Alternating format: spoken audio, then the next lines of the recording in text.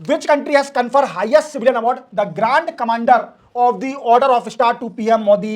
ये पूछ रहा है कि ये वाला अवार्ड किस कंट्री ने मोदी साहब को दिया है, तो ये दिया है मॉरिशस कंट्री ने। अब जैसे आप जानते हो कि मोदी साहब को इनवाइट किया था as a chief guest in a national celebration of the Mauritius which on 12th of March को। अब आपके मन में डाउट आ रहा होगा कि सर मोदी साहब को इतने सारे अवार्ड कैसे मिल रहे हैं, मोदी साहब को ऐसा मतलब क्या है ऐसा। देखो मैं आपको बताऊं, मोदी साहब इज अ सेकेंडरी, प्राइमरी क्या है, लेवल। लेवल किसका है, यहां इंडिया लिखा हुआ है, क्या इंडिया, इंडिया की वैल्यू है, मैं बोलता हूं मोदी साहब की वैल्यू है, वो सेकेंडरी है, बट हमारा देश महान है। क्लियर, मैं मानता हूं कि मोदी साहब बहुत अच्छा काम कर रहे हैं, बट मैं आपको बताऊं सच्चाई, जितनी मैंने स्टडी करी है, हालांकि मैंने स्टडी नहीं करी, मैंने किताब इतनी बार खोली है कि किताब के पन्ने भी अलग हो गए। जब तक मैंने किताब पढ़ी है, जब तक उसके एक एक पेज अलग नहीं हो गए, ये मेरा नियम था, मेरा रूल था। क्लियर, वो बताऊंगा बाद में, कहानी है, बड़ी लंबी कहानी है। अब जितनी मैंने स्टडी करी है ना, मैंने सिर्फ अपनी लाइफ में 4 प्राइम मिनिस्टर को देखा है जो हमारे देश के सबसे सक्सेसफुल प्राइम मिनिस्टर रहे हैं। मैं आपको उनके चारों के नाम बताता हूं। सबसे पहले प्राइम मिनिस्टर हैं हमारे इंदिरा गांधी, जो सबसे अच्छी प्राइम मिनिस्टर थी, पहली सबसे स्ट्रॉन्गेस्ट प्राइम मिनिस्टर, जिन्होंने वुमेन एम्पावरमेंट का रियल मीनिंग बताया था।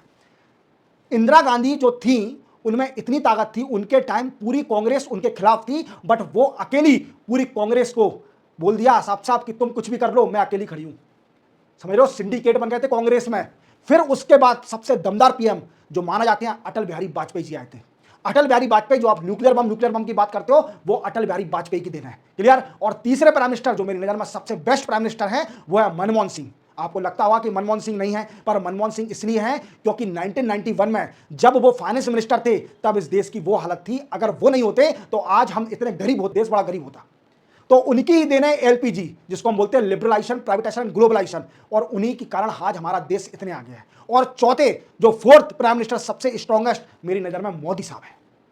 अब आपके मन में डाउट आएगा कि सर अब आप किस प्राइम मिनिस्टर को देखना चाहोगे, अपनी स्टडी के अकॉर्डिंग बताओ कि मोदी साहब के बाद आप किस प्राइम मिनिस्टर को देखना चाहिए। मैं आपको रियली बताऊं, मैं अपनी नजर में मैं मोदी साहब के बाद इस देश का प्रधानमंत्री एस जयशंकर साहब को देखना चाहूंगा। जो हमारे देश के अभी एक्स्ट्रा अफेयर मिनिस्टर हैं, उनको मैं अगला प्राइम मिनिस्टर देखना चाहूंगा, बट ये पॉसिबल नहीं है। अब आप पूछोगे सर पॉसिबल क्यों नहीं है, इसका कारण बताइए। तो ये पॉसिबल इसलिए नहीं है कि जो किंग मेकर होते हैं वो कभी किंग नहीं बनते हैं, ये बात ध्यान रखना। क्योंकि एस जयशंकर साहब किंग मेकर हैं, और भगवान ने जो किंग मेकर होता है, भगवान उसको किंग बनाने के लिए भेजता है। किंग वो कितना भी प्रयास कर ले, वो कभी किंग नहीं बनता।